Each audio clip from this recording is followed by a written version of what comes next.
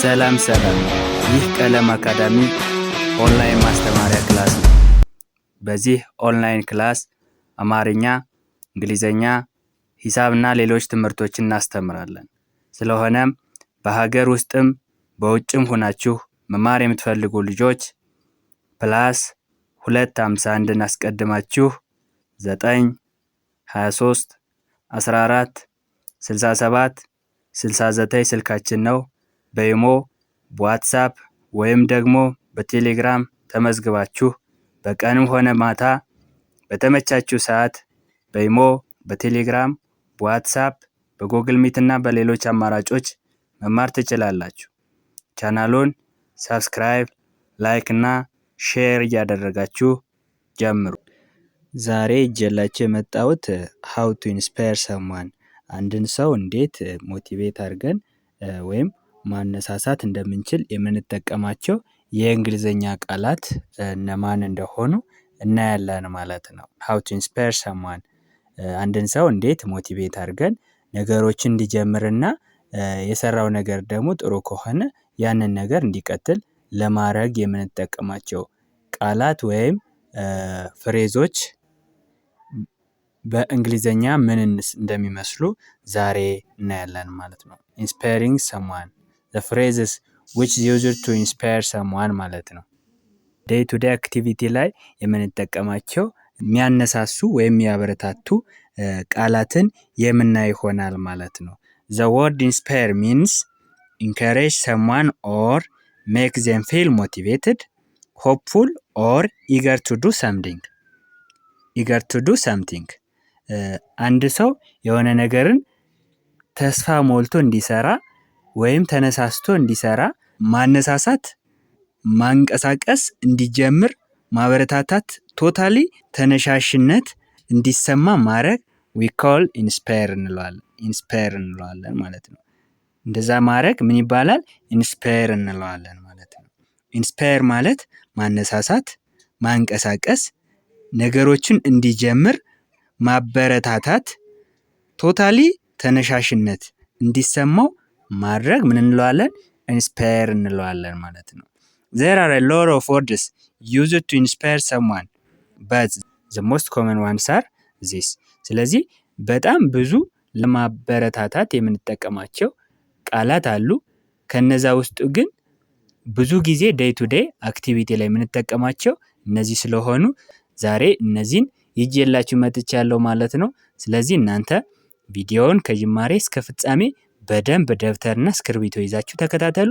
ቪዲዮውን እያቆማችሁ እኔ እንዴት እንደማነብ እየሰማችሁ እያነበባችሁ በደንብ መለማመድ ይጠበቅባችኋል ማለት ነው። ኦኬ ወደ ክላሳችን ስንመጣ እዚህ ጋር ምን ይላል? እርሳችን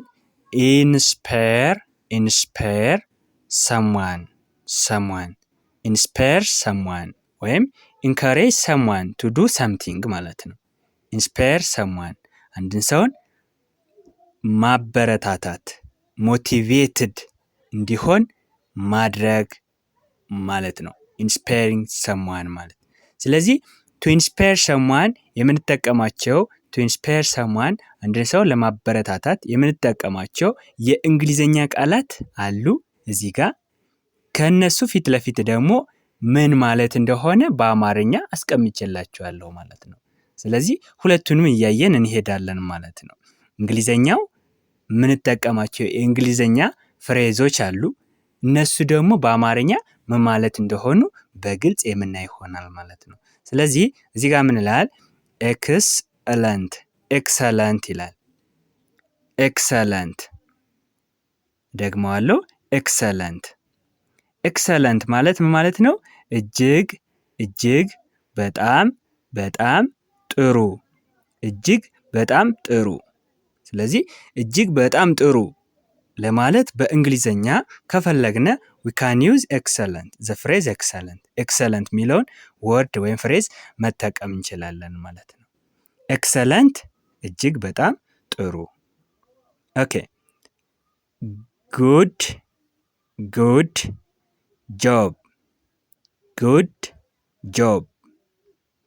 job ማለት ጥሩ ስራ። ጥሩ ስራ ነው ለማለት ከፈለግን ምን ማለት እንችላለን? በእንግሊዘኛ we can use the phrase good job የሚለውን ፍሬዝ መጠቀም እንችላለን ማለት ነው። ኦኬ keep it up ምን ማለት ነው? በአማርኛ ምን ማለት ነው? keep it up ማለት ቀጥልበት፣ ጥሩ ነው ቀጥልበት ለማለት ስንፈልግ keep it up የሚለውን ፍሬዝ መጠቀም እንችላለን ማለት ነው። ኦኬ the other one is well done well done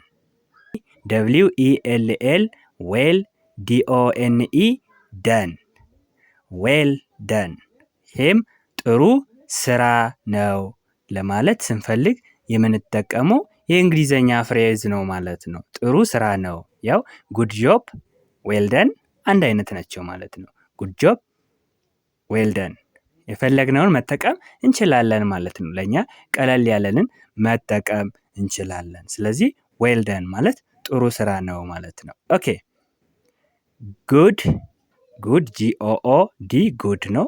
good boy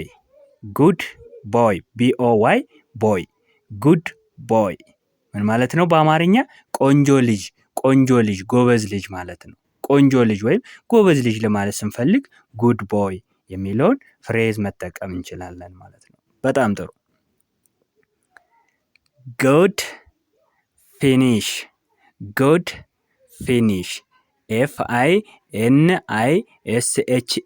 finish good finish ምን ማለት ነው? ጥሩ አጨራረስ ብዙ ጊዜ ይህንን ወርድ ኳስ ላይ ትሰማላችሁ። ብዙ ጊዜ ኳስ ላይ ይህንን አይነት ወርድ ሲጠቀሙ ትሰማላችሁ። good finish ማለት ጥሩ አጨራረስ ማለት ነው። ጥሩ አጨራረስ። ኦኬ እዚህ ጋር ስንመጣ nothing is possible በአማርኛ ምን ማለት ነው? nothing is possible ማለት የማይቻል ነገር የለም ወይም ሁሉ ይቻላል ማለት ነው። የማይቻል ነገር የለም ወይም ሁሉ ይቻላል ማለት ስንፈልግ nothing is possible እንላለን። nothing is possible የሚለውን የእንግሊዘኛ ፍሬዝ መጠቀም እንችላለን ማለት ነው። never give up never give up never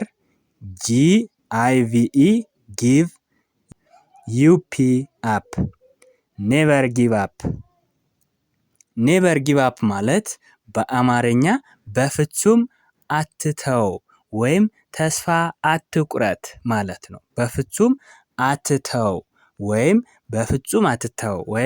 ተስፋ አትቁረጥ ማለት ነው። we can use the phrase never give up በፍጹም አትተው ለማለት የምንጠቀመው ፍሬዝ ማን ይሆናል? never give up የሚለውን ፍሬዝ መጠቀም እንችላለን ማለት ነው። በጣም ጥሩ። እሺ እዚህ ጋር ስንመጣ ደግሞ trust yourself trust yourself trust trust your self trust yourself ማለት ምን ማለት ነው? በአማርኛ ራስህን እመን፣ በራስህ መተማመን ይኑርህ ወይም ራስህን እመን ለማለት ስንፈልግ trust yourself ማለት እንችላለን ማለት ነው። ኦኬ the other one is every step matters every step matters every every step step matters matters every step matters ማለት በአማርኛ እያንዳንዱ እርምጃ አስፈላጊ ነው። እያንዳንዱ እርምጃ አስፈላጊ ነው ለማለት በእንግሊዘኛ የምንጠቀመው ፍሬዝ ኤቭሪ ስቴፕ ማተርስ፣ ኤቭሪ ስቴፕ ማተርስ የሚል ይሆናል ማለት ነው። በጣም ጥሩ። ዘ አዘር ፍሬዝ used to inspire someone is you can do it. You can do it. You can do it. You can do it. ማድረግ ትችላለህ ማለት ነው። መስራት ማድረግ ትችላለህ፣ ምንም የሚከብድህ ነገር የለም ለማለት ስንፈልግ you can do it. You can do it ብለን መጠቀም እንችላለን ማለት ነው። የሚለውን ፍሬዝ መጠቀም እንችላለን ማለት ነው። ኦኬ the other one is failure is not the end. failure is not the end. failure is not the end ማለት በእንግሊዘኛ ምን ማለት ነው? ውድቀት መጨረሻ አይደለም። ውድቀት መጨረሻ አይደለም። failure is not the end. rather it is the beginning of success. failure is not the end. rather it is the beginning of the success ማለት እንችላለን ማለት። ውድቀት መጨረሻ አይደለም፣ ለስኬትህ መነሻ ነው እንጂ ማለት ስንፈልግ failure is not the end. rather it is the beginning of the success የሚለውን ፍሬዝ መጠቀም እንችላለን ማለት ነው። ውድቀት መጨረሻ አይደለም፣ ይበልጥ ለስኬትህ መጀመሪያ ነው እንጂ ማለት ስንፈልግ failure is not the end የሚለውን ወርድ ወይም ፍሬዝ መጠቀም እንችላለን ማለት ነው። ኦኬ ዶንት DONT ዶንት ወይም ዱ ኖት ማለት ነው። ይህ ሲያጠር ነው። ሲያጠር ዶንት እንላለን።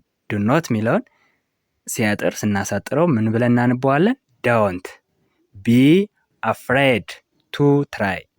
ዶንት ቢ አፍሬድ ቱ ትራይ። ዶንት ቢ አፍሬድ ቱ ትራይ ለመሞከር አትፍራ ማለት ነው። ለመሞከር አትፍራ።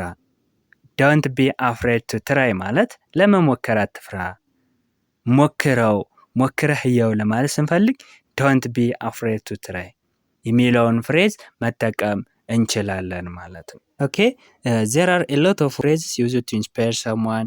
እነዚህ ብቻ አይደሉም። አንድን ሰውን ለማበረታታት የምንጠቀማቸው ፍሬዞች ብዙ ናቸው። እነዚህ ብቻ አይደሉም። ለምሳሌ ከዚህ የሌለውን ስንጨምር you are stronger than you think, stay focused on your goal, your effort will be rewarded, believe in yourself የተለያዩ ከዚህም በላይ ብዙ ፍሬዞችን መጠቀም እንችላለን ማለት ነው። ከነዚህ ውስጥ አንድ ሶስቶችን ከያዝነ በጣም በቂና በቂ ነው። ምክንያቱም ጥቅማቸው አንድ አይነት ስለሆነ ምንም ይሁን ምን በዛም ሂድ የሚሰማውን አካል ሞቲቬት ማድረጋችን ስለሆነ ዋናው ፎከሳችን ከነዚህ ውስጥ አንድ ሶስት ፍሬዞችን ከያዝነ ለብዙ ንግግር መጠቀም እንደምንችል በደንብ አይተናል ማለት ነው። አንድ 3 ወይም 4 ብቻ ራሱ ከያዝነ ከነ ትርጉማቸው ጋር ሰውን ሞቲቬት ለማድረግ በእንግሊዘኛ በቀላሉ እንደዚህ አድርገን ኢንስፓየር ማድረግ እንደምንችል ዛሬ በደንብ አይተናል ማለት ነው። የዛሬ ክላሳችን ይሄንን ይመስላል። ቪዲዮ ከተመቻችሁ ላይክ፣ ሼር እያደረጋችሁ ይሁን። እንዲሁም አማርኛ፣ እንግሊዘኛ፣ ሂሳብና ሌሎች ትምህርቶችን በአጭር ጊዜ ውስጥ ማወቅ ከፈለጋችሁ ከጀማሪ እስከ ከፍተኛ ያሉ ተማሪዎችን እያስተማርን እንገኛለን። ስልካችን ከታች አለ። በውስጥ መስመር ገብታችሁ መማር ትችላላችሁ። በቀጣይ ክላስ ከምንገናኝ ድረስ በያላችሁበት ሰላማችሁ ይብዛ። ባይ ባይ።